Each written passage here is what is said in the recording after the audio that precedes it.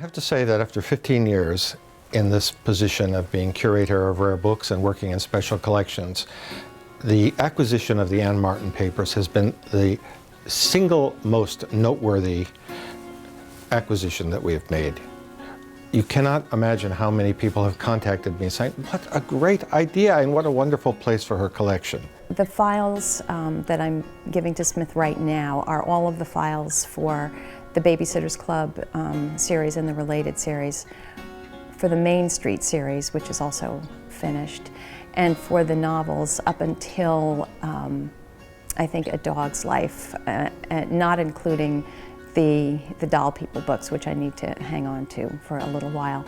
And for many of the books, the files include not only the manuscripts, but editorial letters, artwork if the books were illustrated, letters from readers possibly, notes from meetings, all sorts of things. Ann Martin has been one of the most successful young adult writers of the last half of the 20th century. She's been translated into so many different languages.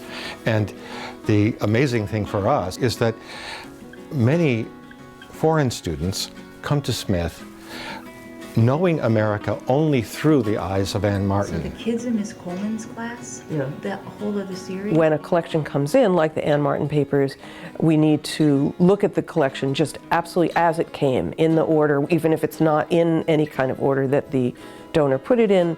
Then we go through that, come up with a plan, because we have to organize it, refolder it, because everything is done with archival folders, and create what's called a finding aid so that researchers can look at that and know what's in the collection. Yeah, because part of all this supplementary material really adds to it. Yeah. She writes about some very interesting issues. She writes about cancer and divorce and remarriage and boyfriend troubles, and it's sort of like a cultural history of things that she writes about.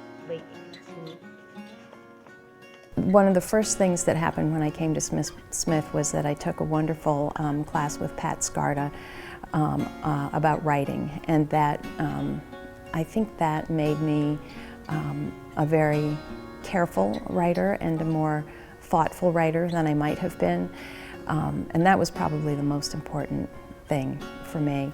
And then I think also the friendships that I made here, the groups of women that I met, all of these things have found their way into the books, whether it's creating characters or writing about characters from an emotional point of view.